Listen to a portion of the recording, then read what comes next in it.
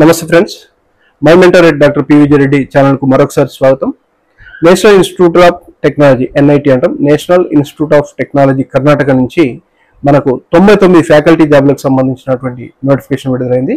ఈ అన్ని అంటే 99 పోస్టులు కూడా అధ్యాపక విభాగానికి సంబంధించిన అన్ని కూడా టీచింగ్ పోస్టులే.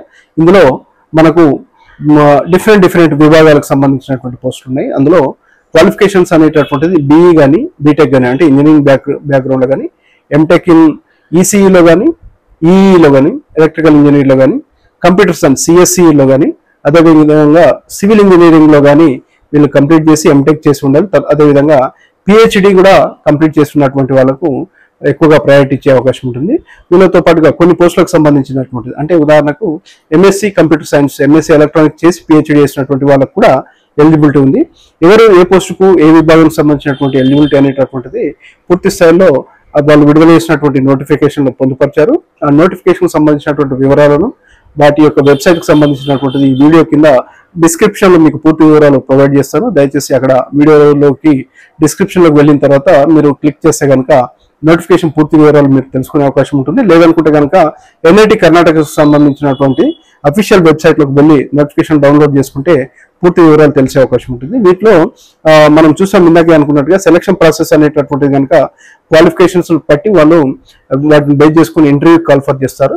ఇంటర్వ్యూలో బోర్డులో ఉన్నటువంటి వాళ్ళు వీళ్ళ యొక్క పర్ఫార్మెన్స్ కూడా వీడియో రికార్డింగ్ ఇవన్నీ చేసిన తర్వాత ఎవరైతే మంచి పర్ఫార్మెన్స్ చూపిస్తారో వాళ్ళని సెలెక్ట్ చేసే అవకాశం ఉంటుంది. మినిమం ఏజ్ గ్రూప్ అనేటటువంటిది 21 ఇయర్స్ నుంచి ఉంటుంది. మాక్సిమం ఏజ్ గ్రూప్ అనేది మనందరూ తెలిసినటువంటిది. ఫ్యాకల్టీ పోస్టులు కాబట్టి 58 సంవత్సరాల వరకు కూడా తీసుకునే అవకాశం ఉంటుంది. అంటే మోర్ దెన్ 50 ఇయర్స్ వరకు కూడా వెళ్ళడానికి ఆస్కారం ఉంటుంది. అదేవిధంగా అప్లికేషన్ ఫీ అనేది ఏం లేదు, 0 అప్లికేషన్ ఫీ ఉంది. దీనిలో మనము పూర్తి వివరాలకు సంబంధించి ఇందాక మనం చెప్పుకున్నట్టుగా అఫీషియల్ వెబ్సైట్ కావాలనుకుంటే కనుక www.NIT national institute of technology NITK.AC.in అనే వెబ్సైట్లోకి వెళ్తే కనుక పూర్తి వివరాలు లభించే అవకాశం ఉంటుంది.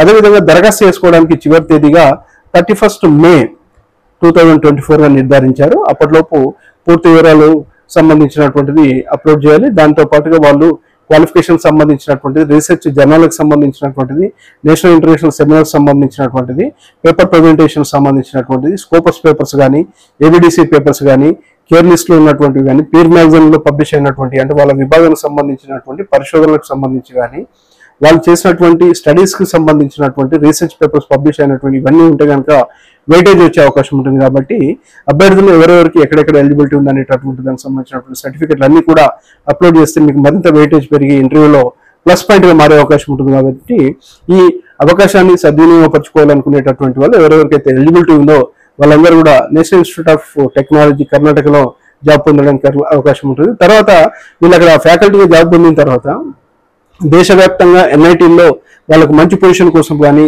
సీనియర్ పోస్టుకు రావడానికి కానీ, అప్గ్రేడేషన్ అవ్వడానికి కానీ, మరిన్ని మేనేజ్మెంట్ సైడ్ పోస్టులు రావడానికి కానీ, ఆయా NITలకు సంబంధించినటువంటి లీడర్షిప్ పోస్టులకు రావడానికి కానీ, మేనేజ్మెంట్ స్కిల్స్లో భాగంగా వాళ్ళు కనుక అఫీషియల్గా వాళ్ళు స్కిల్స్ అక్వైర్ చేసుకోగలిగితే పోస్ట్ అప్గ్రేడేషన్ జరిగే అవకాశం ఉంటుంది. కాబట్టి ఫ్యాకల్టీ మెంబర్స్కి వెళ్ళేటటువంటి అవకాశం ఉన్నటువంటి వాళ్ళు ఈ అవకాశాన్ని సద్వినియోగపరచుకోవాలని కోరుకుంటూ మీ అందరికీ మరొకసారి good luck. Thank you very much.